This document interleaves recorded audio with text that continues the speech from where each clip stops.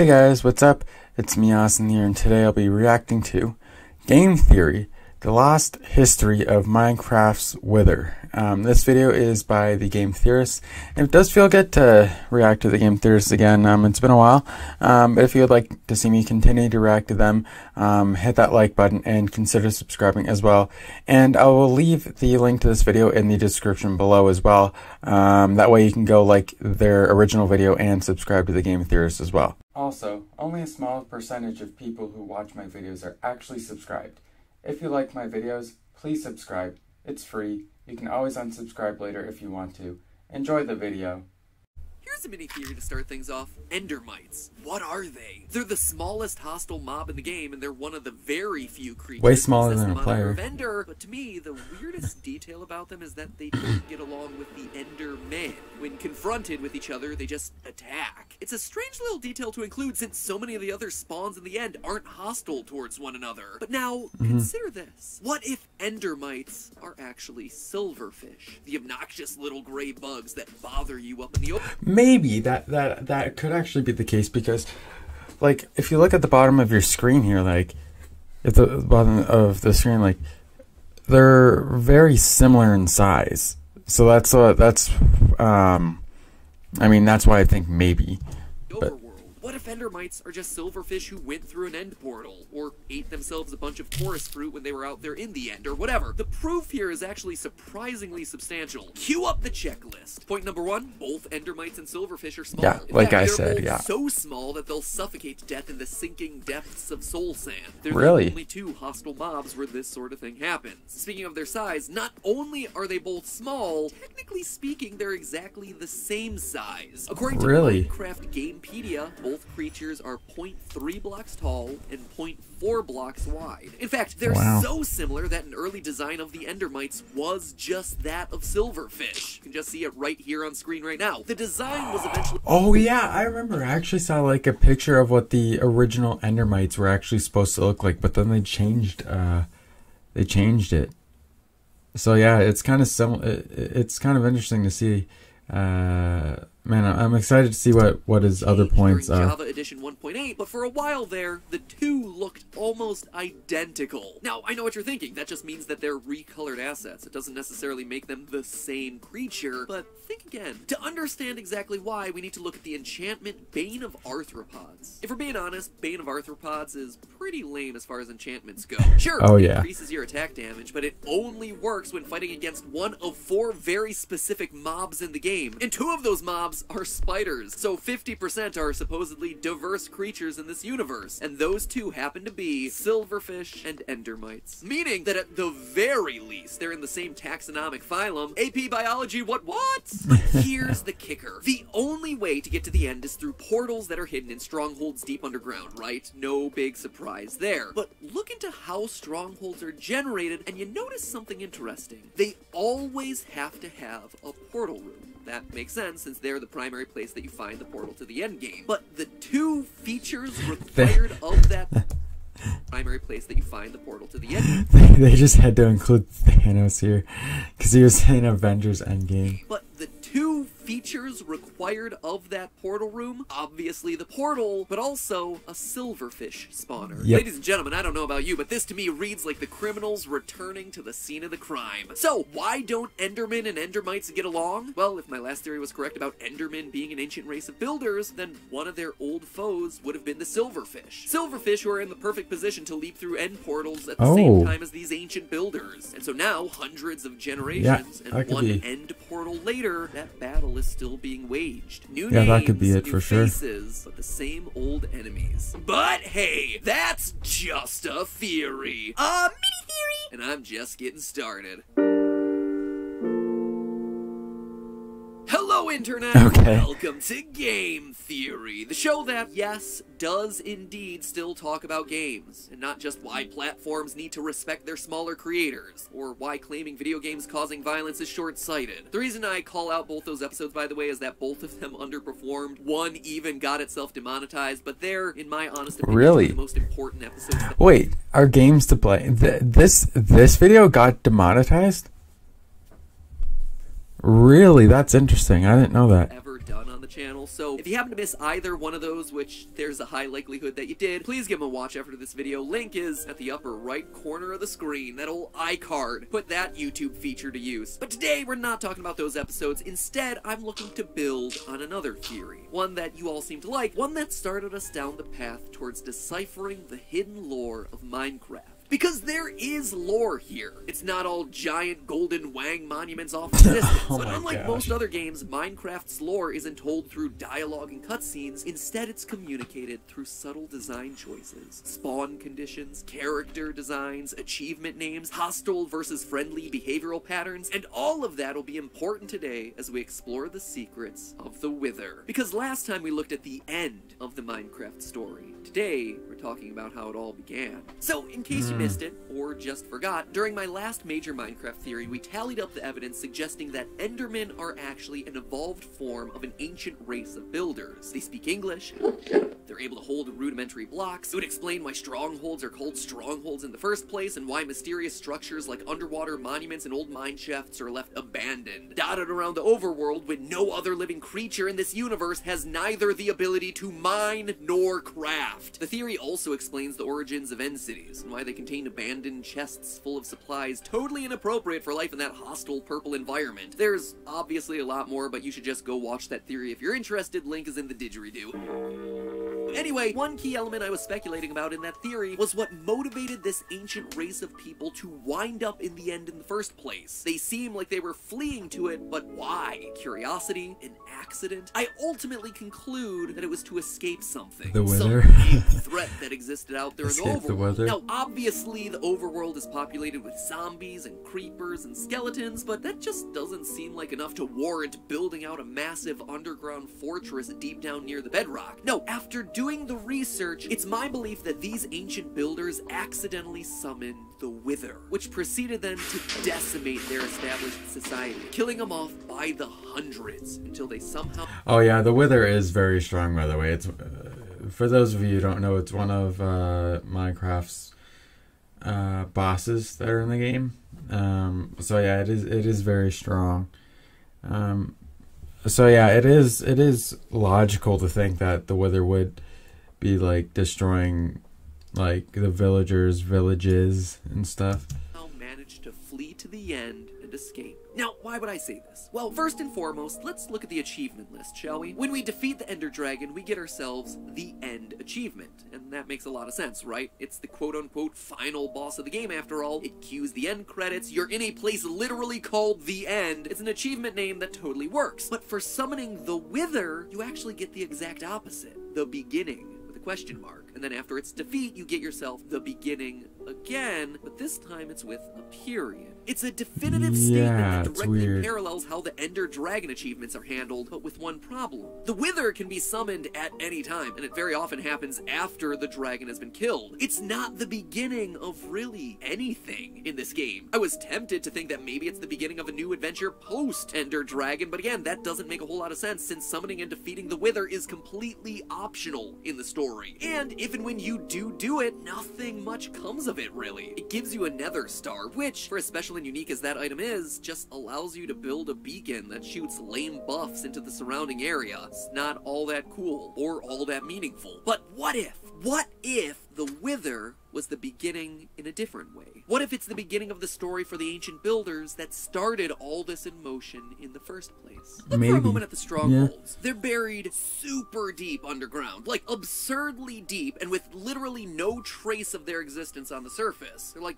bomb shelters or safety bunkers. But they're defending against what? Zombies? Creepers? I don't think so. You don't go to that extreme just to defend against a regular mob, but a fearsome creature like the Wither that spreads death and decay to anything in its sights? Absolutely. Especially since we know that the Wither flies and also destroys any block that it touches. Your best way to avoid a creature like this is going to be by digging down, far below where it can reasonably follow. Exactly what we find with the Stronghold placement. In fact, it would explain why the only remaining structures from these ancient builders on the surface of the overworld are underwater monuments, underground mine shafts, and secluded desert temples. They're the only structures structures that the Wither wasn't likely to touch and immediately destroy. And on that note, what's the key feature that exists inside of a stronghold? Well, it's a portal to the end. Now, we just established that the Wither can destroy almost any block that it touches. Almost any block being the operative word there. There are very few exceptions to things that it can destroy. Those exceptions include bedrock, command blocks, extended pistons, and end portal blocks and end portal frames.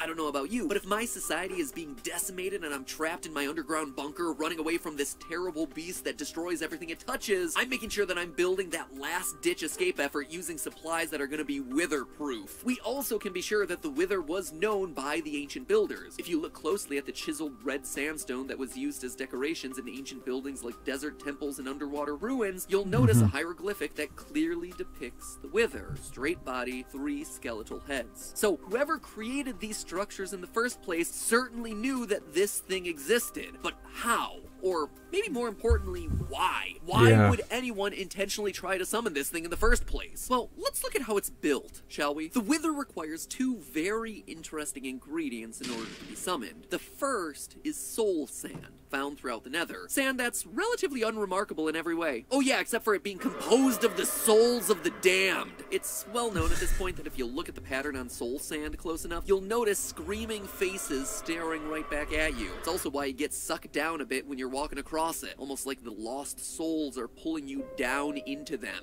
violently getting you to join them. Yes, ladies and gentlemen, this is me talking about Minecraft. Kid-friendly, brand approved. So ingredient number 1, 4 cubic meters of damned souls. Check mark there. Secondly, you need 3 withered skeleton heads. But why these particular heads and not just any skeleton head? Well, to understand that, we need to find out what makes the wither skeleton so different from its brethren. You see, wither skeletons are exclusive to Nether fortresses. This is worth noting because think about how crazy this is. We're basically in Minecraft's equivalent of HE double toothpicks, a world of ghasts and blazes, where everything is set on fire and nothing can build. Heck, most of the enemy spawns here don't even have arms, and yet somehow there are fortresses here that are being supervised by large cursed skeletons. Fortresses, mind you, who have arms. that contain chests full of gold and diamonds and iron, saddles and horse armor, all materials that aren't found down in the Nether naturally, supplies that had to have been brought down there and left by the original people who constructed these things in the first place. The End City chests function much the same way, and wouldn't you know it, they also contain the same sorts of loot, iron and gold and diamonds and horse armor and saddles. Almost like it's the same people carrying their major supplies from place to place. So using this information, let me tell you a little story. An ancient race of builders descends into the Nether to harvest its resources. They construct fortresses down there to defend against the hostile environment and store their supplies. But over time, as is natural, some of their ranks die. The Nether is a dangerous and violent environment after all. So they bury their dead in the ground, but they don't realize that this place works differently than the overworld they're used to. What little soft ground there is actually sucks the soul out of the dead bodies, giving rise to soul sand, and leaving these bodies as just an undead husk of what they once were. It produces a wither skeleton, an aggressive, charred group of bones that, as an undead, lives on to complete the purpose it was given when it was alive: defend its fortress. Seeing all this, the Ancient Ones start to piece together an idea. If soul sand does indeed contain lost very interesting, how gives rise to the skeletons of the dead, maybe there's a way to combine the two and bring their dead friends back to life. These builders were a proud people. I mean, they were builders, after all. Whatever they dreamed came into being from their very hands. They had conquered the earth, they had conquered the realms of heck. Now they would conquer the one thing impossible to any man: death. They would build life itself. I mean, with the raw materials, you can construct anything, right? Why not a lost human? You have the soul in the sand, you have the body in the wither skeleton. Why wouldn't it work? The last thing I'll call out here. You'll notice that none of the items in Nether chests are enchanted, but by the time you get to the end, a lot of them are. The reason I call this out is that it shows an escalation in the way these ancient builders started using magic. By the time they end their journey in the end, they're full-blown magic users. They've started to go beyond just construction. They're starting to play with mystical forces. So, how does this story all work out? Well, It's a classic tale of hubris. The builders, having been to the fiery depths of heck, try to harness the ultimate resource, the power of life and death itself. They combine the soul and the body, the soul sand and the wither skeleton head, and it doesn't work. But by this point, they're obsessed. There has to be a way to make it work. Like so many other fictional characters before them, like Dr. Frankenstein, like the Elrics. They're convinced that they have the right ingredients, and so they start going down darker, more supernatural paths in their quest to crack the mystery. Magic, enchantment, potions. Maybe they go to the witches, already outcasts from society for their use of soul sand to concoct awkward potions and strange brews. And that's when they stumble upon it. They finally manage to create something, but it wasn't what they expected. Instead of bringing new life to a dead friend, they create a hideous and destructive beast. One out to punish them for tampering with the laws of nature itself. They make the Wither, an unstoppable force. A beast that, as we know, destroys the blocks that it touches and curses anything that gets in its way with decay. Gone, overnight, are the great buildings that this ancient race once constructed. The only things that remain standing are temples far out into the deserts, mine shafts hidden deep underground, monuments under the water. Gone are all the people of this once great society, one by one consumed by the Wither, a disease literally eating them away from the inside. Friends, neighbors, dead, decayed, or worse, brought back to life in the form of skeletons and zombies. The living undead that roam the landscape to this day. So for their own protection, the remaining ancient people hide underground, deep underground, down near the bedrock in fortified bases called Strongholds, far below where the flying Wither will be able to reach, with no trace of their existence on the surface. And it's there that they plan their escape. They've hopped to different realms before using portal technology. Why not again? But this time the portal has to be made to be Wither-proof, which is why end portal blocks are literally the only block type outside of bedrock immune to the Wither's attacks. And from there, we know the rest. They managed to make the portal and hop to the end, but it's a one-way trip. They don't realize that the portal won't be accessible behind them, and what awaits them on the other side is something else, something completely unexpected, something that may have even been worse, the Ender Dragon. But hey, that's just a theory. A game theory. Thanks for watching. And hey, before you disappear off into the nether, I need to tell you that this episode was made possible by our sponsor, Honey, who's doing everything they can to help us hold on to a few more of our precious emeralds. They help the channel by sponsoring us. Go to joinhoney.com/MattPat to help us out. And we help them by talking about how awesome they are by saving us a lot of money online. So basically, they help us twice over. Don't tell them that we're all getting the good end of this deal. And if you're an ancient builder who's been living deep underground in a stronghold and still don't know about Honey, well, let me tell you, it's basically the easiest way to save money online. I've had the Honey plugin on all my browsers for 2 years now, and I've saved thousands of dollars. And that's not an exaggeration. I have literally saved over $1,000 from using this little plugin. Between discounts for sales, free shipping and handling, holiday promos, all things where Honey found me the discounts online automatically without me having to do a thing at all the places I shop anyway. Honey saves me on shipping literally every time I buy my baby new clothes, like this zippity zip here. It's like a sleeping bag that they can wear anywhere. It's great. Literally last week it saved me $50 on clothes that I bought at Express. I use it on Amazon and Best Buy for electronics. It's Honey is pretty cool. Sites, so it's there for whatever I'm buying to make I even have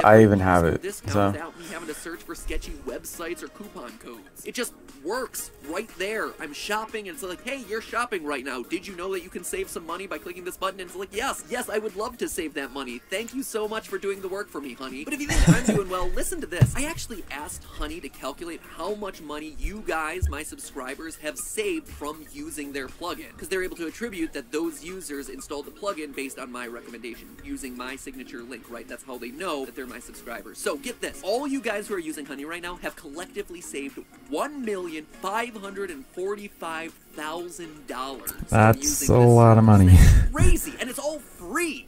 There's no downside to it. You are literally putting more money in your pockets just by using this plugin, and you know what? You're directly supporting this channel. So support the channel, support your own wallet, and catch up on back-to-school sales, or just prepare for your holiday shopping, because you better believe that Honey has got you covered on Black Friday. Download it now. It's completely free, and it's applied using it on Black Friday would be really good. Coupon codes in the last last year. That's it, 185 million coupons in 1 year, and they've done it for over 10 million users. It literally takes 2 clicks and 2 minutes to install, and then you get to experience the satisfaction of getting discounts forever. Again, go to joinhoney.com/MattPat, top line of the didgeridoo, and start saving money, and in turn help support the channel by showing Honey that we're a good partner to them. You win, we win, they win. Rarely in life is there a win-win-win scenario, and this is it. It sounds too good to be true, but it's not. They've been a trusted partner of ours for years now, and they deserve to be a trusted partner for you as well.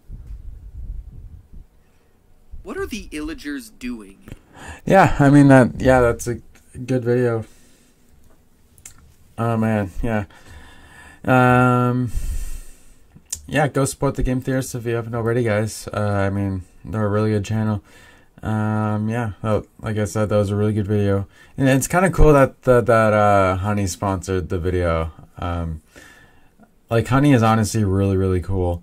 Like, it automatically searches for like promo codes and everything that you can use to try to save some money and stuff automatically, instead of it's like, it's really cool. You don't have to go to like any sketchy websites or anything. It just that's just the way it is.